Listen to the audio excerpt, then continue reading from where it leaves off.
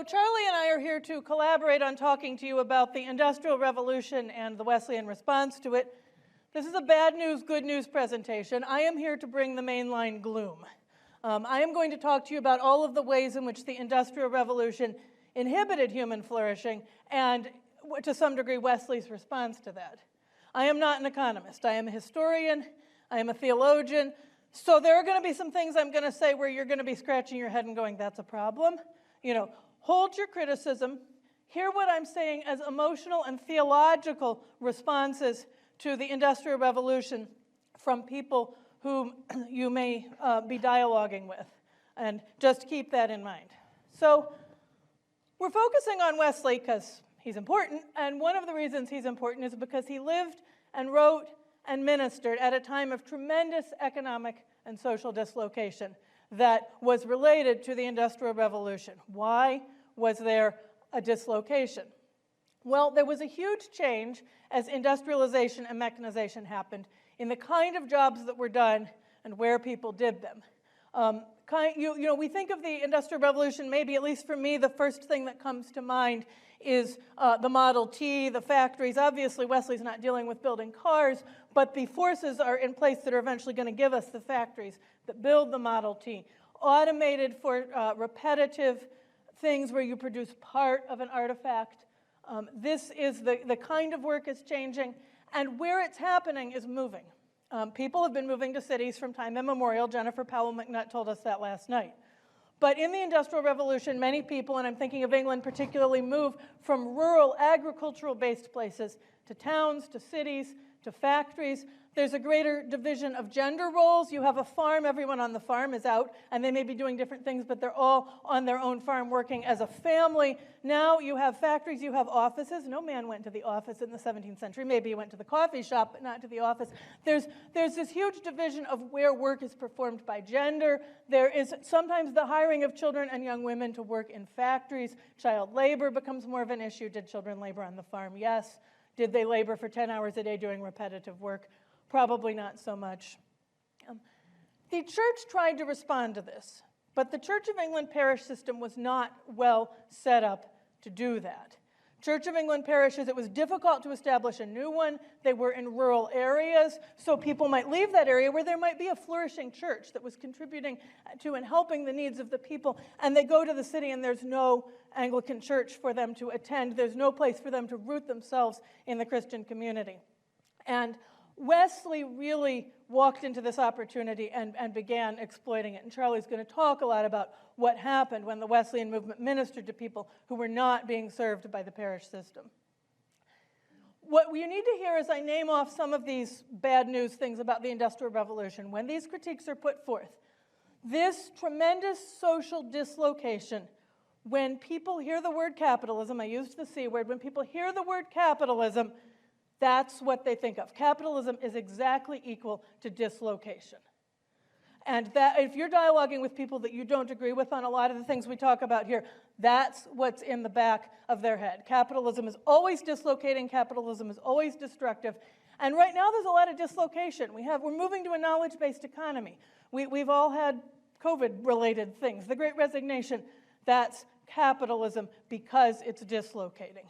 And I think that's going to be a key in your head to a lot of these objections. So some of the things that happened in the Industrial Revolution that were not so good, and Wesley was keyed into responding to a lot of these. Cities are unprepared to deal with the people that are coming there, happened in the High Middle Ages, happened in the Industrial Revolution, increased poverty, increased squalor, increased alcoholism, which I bring up because it was a huge concern of Wesley's. One of the things that Wesley commented on most was the availability of cheap gin, what it was doing to society, and he saw this as a structural problem, not just an individual problem. He wrote frequently against the liquor trade. He also tried to provide health care for people who did not have access to it. He wrote Primitive Physic, which said, things like rub carrots on your head and be electrified. And, but this was so that people could take their health care into their own hands and access this for themselves. He set up a medical dispensary. He was very interested in addressing this overcrowding and overpopulation in towns and cities. Another criticism that's been leveled is that the Industrial Revolution oppressed women. How, people say, is because, well, in the home-based production, you're all sort of doing it together. Maybe you have different roles in the home. Now you send men to factories. You keep upper-class and middle-class Victorian women at home, where they are to be decorative and embroider and play the piano and all that good stuff. Lower-class women, how do they support themselves? Many of them turn to prostitution. Wesley was very much concerned about structurally what was happening here. He didn't really zero in on women, but he did affirm the imago Dei in women, and one of the most explicit ways he did that was by saying women are qualified to preach the gospel. They can exhort. Eventually, he said they could be licensed preachers in the Wesleyan movement. He said women are, God-bearers, and they can bear the gospel to others. A couple other things, and these are ones Wesley didn't address so much, but ones that are on my mind. I live in Berea, Kentucky, which is a place that is devoted to recovering traditional handicrafts, traditional crops, agriculture, accents, and all of that, the people there say, was taken away from us by the Industrial Revolution. You mechanize, you standardize, and you lose your heirloom tomatoes. And I know people in Berea, Kentucky, who really want us all to be back on our farms, growing our own food, bartering. This is a real thing that they are leveling against the Industrial Revolution. Also, there was negative environmental impact in terms of the growth of cities, the growth of factories, questions about how we regulate things. Do we regulate things when factories and the like are interacting with the environment? And the place Wesley is going to zero in on this the most is the liquor trade. And he writes about how the liquor trade not only destroys lives, but it destroys the environment. And there are some responses in him to respond to that. Last two critiques I'm going to bring up, these are the ones where you're going to scratch your heads and go, why do people think this is a problem? There are people who criticize the Industrial Revolution because it was the source of the Protestant work ethic. And the Protestant work ethic for them is bad news because they say it led to workaholism, it led to a lack of a good rhythm of home and work life. It separated spheres that ought not to be separated. And sometimes people take this right to the feet of Wesley, because Wesley wrote The Use of Money. Well, he preached The Use of Money, his sermon, and he said, earn all you can, save all you can, give all you can. And right in the sermon, Wesley called out, you're going to want to stop with the first two, don't do that. But people did, and they still do. And one of the places when people talk about the Protestant work ethic is they go back to that sermon and they're like, look, workaholism, bad. So that's going to be a criticism that's very, very salient about the Industrial Revolution. Final thing, you're really going to scratch your head on this one, is that nobody revolted in the Industrial Revolution. At least not in England. Some people are upset that what Wesley did so improved the life of many people in Britain that there was no violent revolution. Because there is an idea, and we can sort of talk about in the question period where this comes from, that, remember, capitalism equals dislocation. The only way to get rid of all the problems that I've been bringing up, some of which are very real problems that are still with us, is to tear the whole thing down and start over.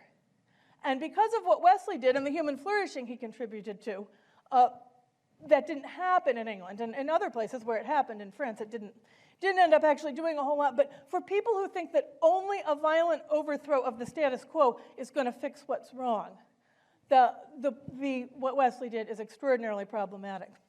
So now that I've delivered the bad news, we're going to call Charlie to the stage, and he's going to talk about some of the ways the Industrial Revolution contributed to human flourishing and Wesley's involvement in that. Well, the Industrial Revolution begins almost 300 years of significant improvement in the wealth of our entire planet. And especially in my lifetime, literally billions of people have been lifted out of poverty because of the long-term effects of the technology and the changes in the economy. The bigger picture needs to be seen, and at the same time, we can't lose the human factor of dislocation and transformation. In fact, right now, we're in one of those economic and social moments of complete change in how people are going to go about work. The labor specialization of the Industrial Revolution leads to a significant increase, long-term, in what P.J. Hill has helped us understand as impersonal exchange. Now that sounds really dehumanizing because we all want to remember the farmer's market of the medieval fair, except In this case, we have more products available to more people at lower cost than ever before. The Wesleyan movement brought dignity, and I want to include other evangelical leaders along with him, but we're going to be focused on Wesley, brought dignity to the work that was repetitive and sometimes dehumanizing, and at the same time brought an identity greater than the job that someone would be fulfilling. The Industrial Revolution prompted increases in science and technology, accelerating medical advances, transportation, food preservation. If you've got a little time, ask me about H.J. Heinz, the Ketchup King, and we'll tell you a little bit about the founding of the FDA and the amazing progress in healthier food for millions of people. Wesley was not a proto-Luddite. He was fascinated by science and also fascinated by what can happen when people grow in character and help to change the systems around them. We often forget the cultural explosion of the 18th, 19th, and 20th centuries. You see, the economic engines of the Industrial Revolution give rise to universal education for all classes, both genders, and a variety of people that never had access before. The Sunday school movement is a direct product of responding to these children that had to work in factories, and on Sunday they could be taught literacy and scripture.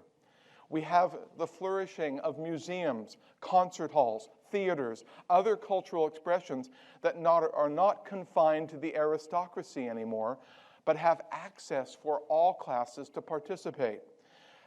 This is an extension of the Renaissance in the Italian city-state, but a broad exploration of cultural change.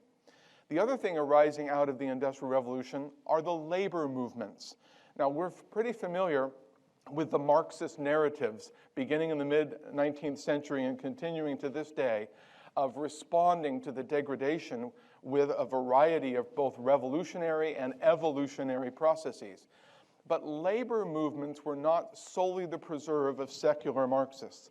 There were also Christians engaged in this, and by the late 19th century, by the 1890s, early 1900s, both Catholic and Protestant social thought was advancing in such a way that you find millions of Christians, both members of these unions, but also speaking about the conditions of the working classes. My colleague has mentioned the dislocation and suffering, and I think we cannot lose that factor when looking at this history honestly. But we also can't miss the entrepreneurial spirit that arises out of this tremendous change.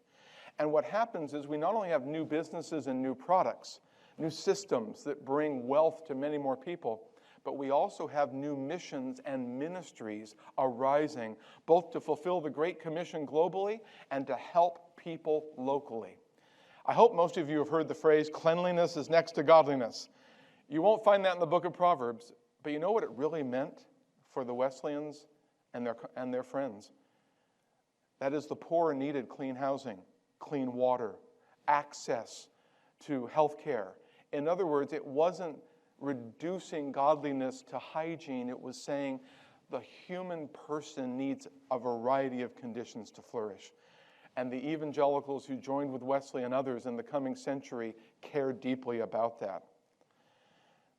We also have the birth of social enterprise.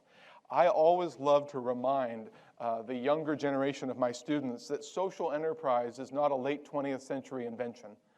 That we have business owners, and hear this word carefully, voluntarily deciding that out of their Christian faith, how they treat their workers, how they engage in their processes really matter. We can think of thoughtful Christians like Cadbury. I hope you enjoy chocolate. Josiah Wedgwood and the china that he produced. We can think of the brewing company led by Arthur Guinness. And all of these leaders and others were controversial in their day because they went against the utilitarianism that characterized so much of the impersonal process that was growing. In fact, we can get really radical in another lecture someday and talk about the Owenites of the early 19th century. And Robert Owens was run out of town because he provided housing, education, higher wages. This was contrary to keep the wages low and the population low. And so Christian responses inspired by Wesley and other evangelicals are very important, and they inspire us today that there's a triple bottom line that we can aim for. We can actually care for the planet, make a profit, and care for people, and move forward human flourishing with the economic engines that are there. You see, the challenge in looking at this history is twofold. To borrow a phrase from the French Annales School of History, we can look at the longue durée, the long duration, and make generalizations and see progress. The other side is to only see the degradation and dehumanization of these changes. And what we have to do is live with the tension, live with the paradox. We're in the middle of that right now, aren't we? As we see so many jobs changing. We're in as a significant change in the global economy today as the 18th and 19th century brought to the world. And we're watching that right now. But the Wesleyan movement found a fragile balance, advocating for better conditions, empowering personal change. I want to commend David Wright's book, How God Makes the World a Better Place. Changed people change the world. But Wesley and his followers didn't reduce it to personal conversion and change, but they also worked for systemic reform. So they believed in progress, but there were also going to be problems. Wesley anticipated providential increases in the reign of God until Jesus came, and had to live with the fact that humans were in rebellion and needed conversion and consecration to go forward. Wesley's eschatological vision of hope was not an escape, but a call to engagement. Evangelistic zeal wasn't separating conversion from living conditions, but was a call to encounter Christ and, as a transformed person, make a difference as you gathered in small bands and held each other accountable, as you met in classes and began to learn how the gospel speaks to all of life, as you went to your meetings and got encouraged together. And the ethical expectations of Christ followers, and to borrow Jennifer's comment here, the expectation was that you would ethically earn all you could, save to leave a legacy, and give away all that you can that others might flourish. This vision, this eschatology, this evangelistic zeal, these ethical expectations are the vision of awakening and the common good that I think can continue to inspire us as we learn from this moment. For we're in a moment of great dislocation, and we can take heart that women and men that have come before us have faced these things and brought positive change. Thank you so much. Well, it's great to see wonderful conversation take place, and unfortunately, I have to play the heavy and be the transitional person and say, thank you so much for those conversations, but now we must turn to the response and question time, which means, of course, that it's Slido reminder time, KF21, Slido.com if you haven't yet gotten there on your phones, and then KF21 is the code. Well, first, before we do our question time from you guys, we're going to have some responses from a couple of our colleagues here. So first to my right is Jay Moon of Asbury Seminary, and to two people over from him is P.J. Hill, Professor Emeritus from my institution, Wheaton College. So very interested to hear what they have to say in response to what we have heard. Jay, we'll start with you, and then P.J. Yeah, this is actually such an exciting topic because Wesley is this practitioner. You know, I know you love Kuyper, and there's reasons for that, but he's like at this like top level, and Wesley is this boots dirty, you know, get out with blue collar in this marketplace kind of thing. It's hard to understand Wesley apart from the whole holiness movement. In other words, I think Charlie did say that he doesn't call us to escape. And really, that's what's driving Wesley, is like personal holiness done well doesn't lead you to escape into a mountain and hide out, but it really drives you back into society to express God's heart for the very conditions that are there. So this personal holiness leading to social holiness is a driver for Wesley. But what people don't often realize is that Wesley himself was a successful businessman that made in today's terms about $5 to $6 million. That's not bad cheddar for a businessman, right? So he's got something to say, and to be honest, I have 5 small businesses on the side, and I often refer to Wesley, both in my own work and to counsel others. So things like the triple bottom line, like he didn't have those terms, and you mentioned that term, but the fact that you have to mitigate against the excesses of the free market system by considering the social capital and spiritual capital that's either created or lost, in addition to the financial capital. So if you're in business for a while, you'll hear somebody say this to you: don't take this personal, this is just business, right? That means you better duck, because they're about to hit you.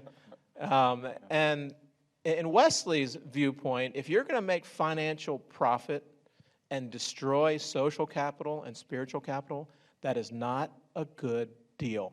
Don't do it.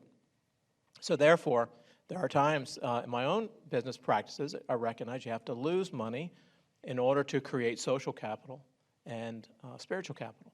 So Wesley, like this very practical guy, trying to redeem business and recognize some of the excesses, the dislocations, the problems. Well, how can we work with inside of that?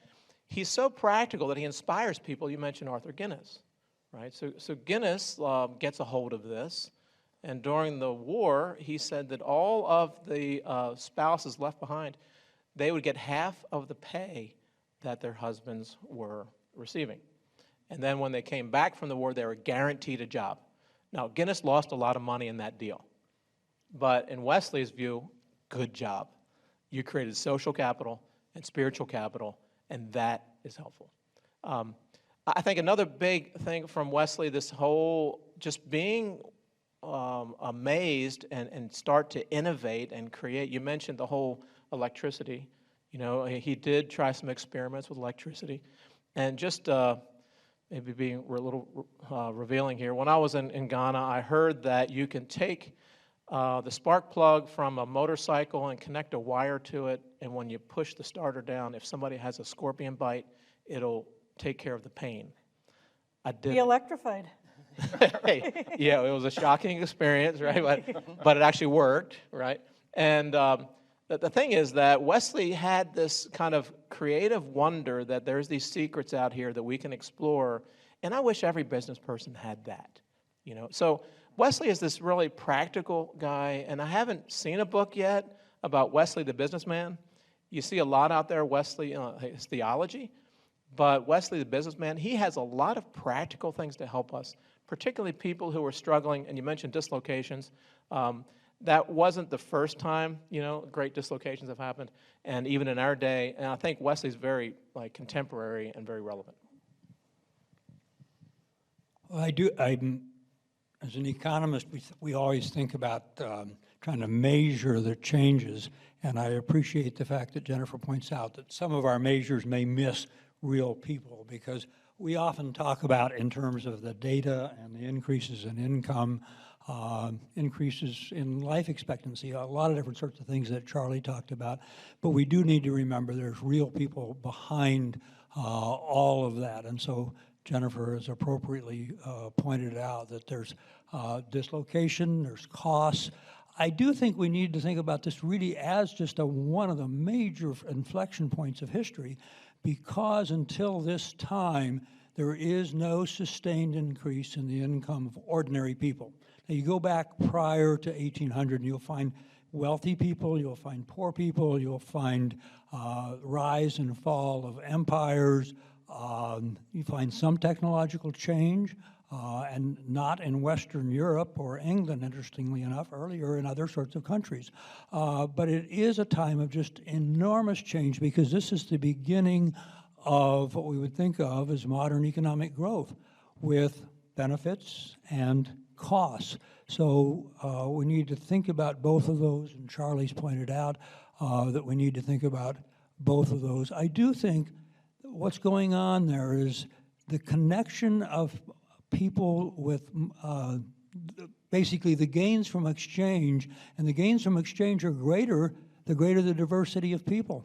And so if people really like each other and have similar taste, similar resources, you don't get much out of exchange. When all of a sudden you discover that there's transportation, there's information, people are changing their abilities, that basically increases the potential for gains from exchange. So that's really what's going on here.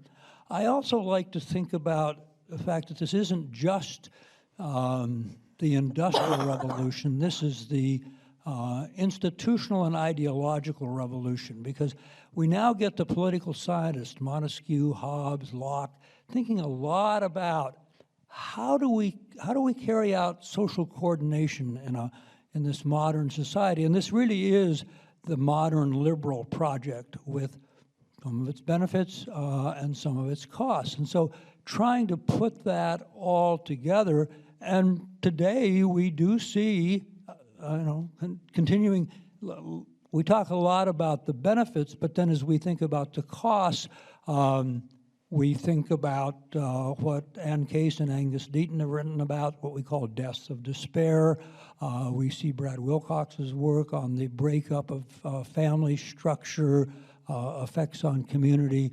So lots of different things there, but we do find one of the interesting things about the industrialization or the process is Jennifer was talking about the repetitive tasks, and that's really is, you get a lot more of those. But interestingly enough, the first place where you get technological innovation is in repetitive tasks, because they're easier to repeat by mechanization.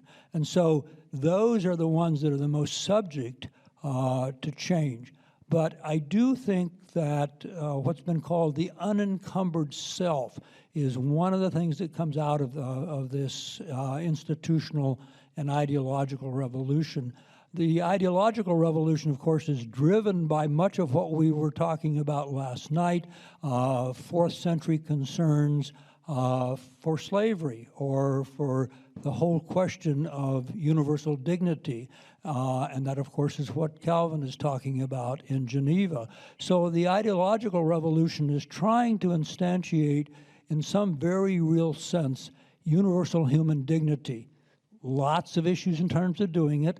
These are societies that are oftentimes still slave societies, but this is the time when you're starting to see substantial arguments. Now, I know, going clear back to the 4th century, you'll find arguments against slavery, but now you're seeing them much wider spread, and then actually you're seeing the removal of slavery in certain societies. A very messy process, takes a long sort of a time, lots of vestigial remains of that, but still that's a movement towards the recognition of this human agency, universal human dignity that Gregory of Nyssa was talking about.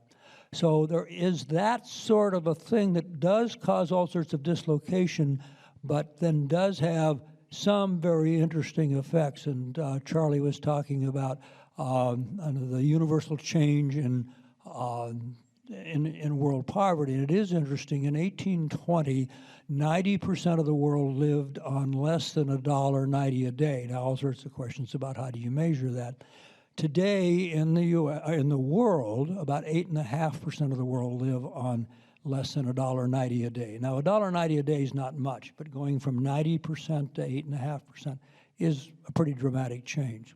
So we'll open it to questions. Thank you. So I'll just pose a couple of questions in response to what you said, and I'm interested to hear Jennifer and Charlie respond. So first, Jay, when you were talking about Wesley and what's animating him, why he's doing it, I think you used the word holiness, is what I think is what you said. What does that mean? Because sometimes people that makes people, they get weird about that word, right? And they think that it's actually the antithesis of what you were describing, right? So how do we get people to be rethinking that, right? So I'm interested to hear responses to that. And then in light of what PJ was saying, I think there's then that human dignity question, and how are we thinking about that in relationship to not just thinking about the Industrial Revolution and Wesley, but the ways that people today, when they're thinking about, what's wrong with the world, or when people are talking about concerns that, hey, there's a 0.1%, your Elon Musks and your Jeff Bezoses, and then the people that are not them, there's this assumption, I think, that those people are, making bank, and then that the difference between them is creating a certain kind of poverty and creating problems that it almost suggests that it's driving some people back to, some sort of, pre-liberal society type of circumstance. So I'm really interested in hearing just thoughts about that kind of thing as well, because I think the big concern, obviously, is about the dignity and flourishing of people. So how do we complicate, the sort of simple ways that people are talking about that, whether they're overly advocating for, hey, let's just have the free market, or they're just simply saying, corporate raiders are creating our problems. Well, if I could jump in and talk about the holiness thing, I'm a Wesleyan Arminian in theology, and we're quite happy to talk about holiness all the time. It does not make us nervous at all, at least some of us. And Wesley was very concerned for this idea of holiness of heart and life. Sanctification for Wesley was very much something, obviously justification by faith is important, accepting the grace of Christ, being regenerated, but a lot of Wesley's energy, especially the longer he went on, was in the practice of the means of grace, And he's not shy about saying how you grow, how you flourish as you pray, you read your Bible, you take the Eucharist, you fast, and you meet with other Christians, and you perform works of mercy. And he's removed from the Reformers enough that he doesn't have to worry about that being a works righteousness argument. He's just like, this is how you get sanctified. You do this stuff. Can God meet you anywhere? Yes. Has God promised particularly to meet you in the means of grace? Yes. So, you should go and do all the good you can as an outflowing of what you have received. But Wesley's so systematic, here's some really specific ways to do that are in the historic tradition of the church. And so holiness sort of becomes an engine for human flourishing, if I can put it that way. Yeah, so taking holiness down to the practical level, which Wesley often did, it's things like Jennifer mentioned, meeting in accountability groups. So in practical terms, every 2 weeks I meet with businessmen and students, right? And they ask questions like, how much money did you make and what are you doing with it, right? So you're being accountable, right? So you're realizing that if you're going to follow that dictum of, make all you can, save all you can, and give all you can, then you need some accountability to get there. It just doesn't happen. Which this whole area of generosity is another stimulating piece that drives holiness. Like Wesley would say, don't let money find a resting place in your soul. So we call it currency. In other words, it wants to move, right? Don't let it linger too long. Let it move, and that's how the economy flows. But I think that generosity creates some holiness. It creates some humility. It's a discipline that creates something in us. It's not as much that only our neighbor needs that, but we need it too. We need to be generous in order to create this condition for God to transform us. And that's a practical kind of holiness aspect. Well, theologically and practically, Wesley and other evangelical leaders do something else that's really important, and that is that people are more than their current job assignment. And this is part of what the local church is all about, part of what the mission of God is all about, that occupations will change. But he opened the door for lay preaching, opened the door for women and men to serve in what we would call traditional Christian missionary activity. But in so doing, your station in the economy wasn't the only thing about you that mattered. The local church's community, and I think Wesley was particularly attracted to the book of Philemon. And people forget in history that Onesimus became Philemon's bishop.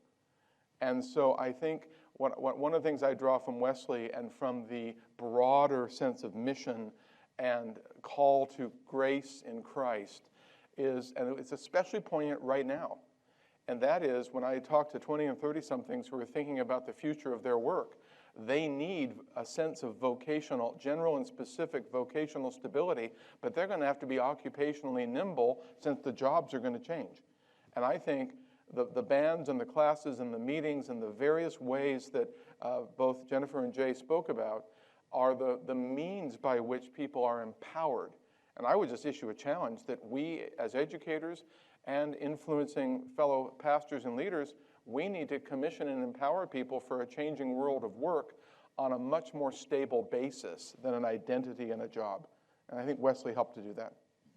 It sounds like, before we get to the next question, that's like just a public relations public relations program for holiness that I just heard. Absolutely. I'm happy to be a PR person for holiness. No, I mean, the reason I say that is I honestly think if you walk in certain circles, if you say the word holiness to people, they're happy to say that they want to be like Jesus, but they're not so sure they want to use the word that they want to be holy, because it's what those Christians are like. Seriously, right? I mean, it'd be interesting to take a survey in a lot of churches and see, is holiness a word you're willing to use, right? Because they're not associating it with what you're talking about. So, yes, that's great. Maybe the term Christian maturity, maybe more helpful. Well, but I like keeping holiness as well. I think we keep holiness and realize it is actually a term that characterizes the very identity of God's people in Exodus 19:6 and in 1 Peter 2:9 and 10. Be ye holy. Consecration is not only separation from, but commitment to. And the rules come after the covenant. And in the grand narrative of Scripture, Old and New Testament, grace and covenant precede the law, or what we call in New Testament ethics, the imperatives. And I think what Wesley tried to do was give people the indicative of a dignity and identity, and then say there's imperatives that flow from that. Great. So to this more, I'm interested to hear more about the dignity question and the concerns about that in some circles get expressed about the, if you will, the current haves and have-nots. I mean, how do we talk about that? Especially because, there's this thing called social media. It does sometimes do positive things, but other times it doesn't. And one of the things that happens is people make very omniscient-sounding claims about, how our society is either going better or going worse because of, if you will, the effects of the things that you were talking about, PJ. So, I think that social media is a great place to express felt needs. Part of the problem is that is sort of all it is, but I think that when I talked about my critiques, I said these are not economic critiques. I mean, sometimes they're advanced as that, but they're really at root economic or emotional and theological critiques. And social media is a place where people like to make emotional and theological critiques. And so I think so much about what Gavin said last night about listening. The important thing when somebody says something really bizarre about Elon Musk on social media is not to jump in there and say, I'm going to give the party line on why I think, Elon Musk is contributing to human flourishing.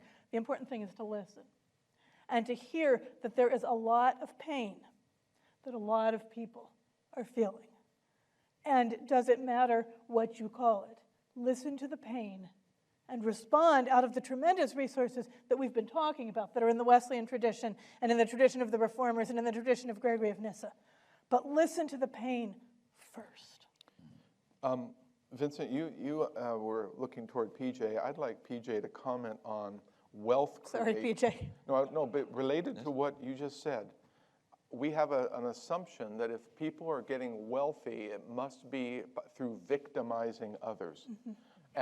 And we have this notion that gaps mean a lack of progress for some groups. And I think by the way, most of the world could use Econ 101, that wealth creation is possible, and people in all classes and cultures have been making advances. I'm not excusing some of the gaps in ethics, but PJ, I think helping us understand that just because Jeff Bezos is in a category of his own doesn't mean that I'm a victim. So what are some of the empirical things that help us understand that?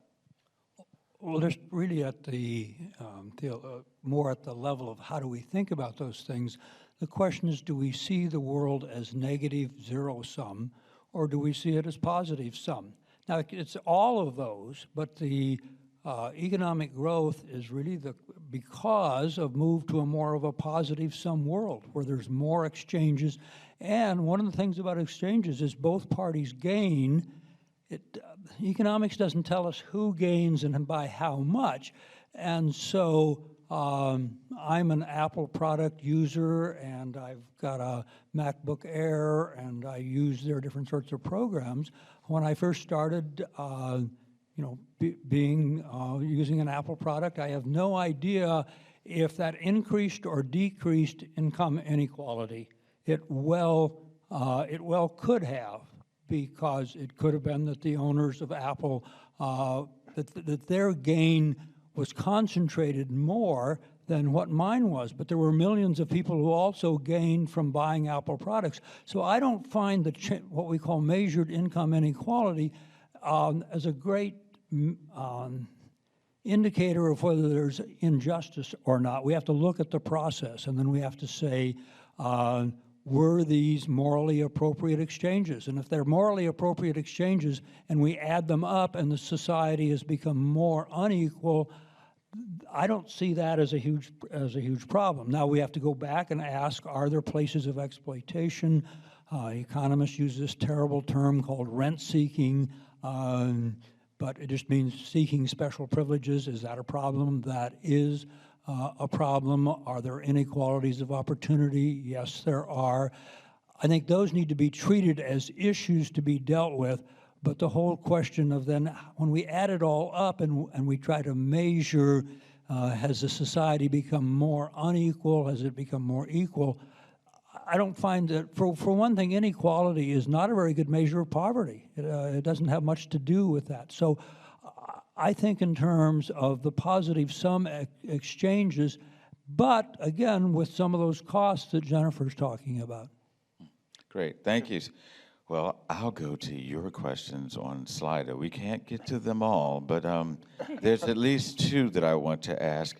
There's a very interesting word in this first question that I'm asked, the one that's been upvoted the most. This says, Wesley was addressing the same issues as socialists, and often in parallel ways. How do we recover Wesley's correct Christian personal social action? I think, I don't know if it was addressed to me, but I'm going to start answering. I think it goes back to what I just said about listening. I think that the first thing we need to ask about ways that address the things that resulted from the Industrial Revolution that Wesley was addressing is not, when you look at Wesley's idea, is this socialist, but did this improve human flourishing? I think that it is so easy, and I'm not a socialist, if anything, I'm a distributist, but it is so easy to want to line up the things and say this is socialism, we need to make sure we don't introduce any socialism into the way we help people. No, we need to listen to people and help people. And we have lots of resources like Wesley and Gregory of Nyssa and the Reformers and others to help us do that. And if somebody points at us and says that looks like socialism, we can say, well, we're doing it because this is what Jesus told us to do, and we don't care what you call it. And I think if you root it in that and don't root it in a sort of always kind of trying to put the label on it, I think that's the best place to start. And sometimes it will look like socialism, and sometimes it will look like distributism, and sometimes it will look like free market capitalism. But the important thing is that you're helping people in the name of Jesus, and you're helping them flourish. Oh, go ahead, Jay. Well, so I had some doctoral students look at all of Wesley's journals, which is like 6 volumes, and his sermon. It's a large corpus of material, to try to figure out where he talks about business and entrepreneurship. And they found in the end you really can't neatly categorize him in today's political polarizations. But the term that they arrived at was compassionate entrepreneur. And what they meant was he had the heart of a liberationist, right, to liberate people, but carried that out in practice as an entrepreneur. So he was greatly pushing people to engage society, but willingly, not forcibly. And he even had a comment in one of his writings where he said that if you take away the volition, like the choice to give, then you have destroyed the spirit of it. So therefore, he was not advocating forced redistribution, but voluntary. And that's the critical issue of public and private. And we've been, since Descartes, and then we could add Marx to the equation, but for over 200 plus years, we have had a huge debate over collectivism and individualism. And Wesley will say this is a non-issue for the thoughtful Christian. You have personal agency. You're responsible with how you make your money, what you do with it. And we're responsible to engage every sector of society to make sure it aligns with what will lead to flourishing. And so I wouldn't call, Wesley isn't even a proto-Kuyperian in the official sense of the word, but he is, I use the term accidental Kuyperian in that as he goes about his work, he discovers those spheres that need the redemptive touch of Jesus Christ through transformed people. But by the way, the public-private debate will never end. It just has to be fine-tuned. But what happens is people get attracted to the isms because of either their sense of fairness or their sense of empowerment. And Wesley's going to say empowerment leads to justice, and that means fine-tuning both public and private action. Great. Another very interesting question. Can you speak to the relationship between entrepreneurial business and entrepreneurial forms of church? The dangers seem to be parallel. Well, there's the assumption that that word entrepreneur carries with it rapaciousness or individualism or ambition. I would want to change the argument to the best of what an entrepreneur represents can inform how mission is done. And that's creativity, innovation, problem solving. Recently, I had someone ask me as I was putting together some personal work, they said, what problems are you solving and who's going to pay for it? Well, that's what the entrepreneur is.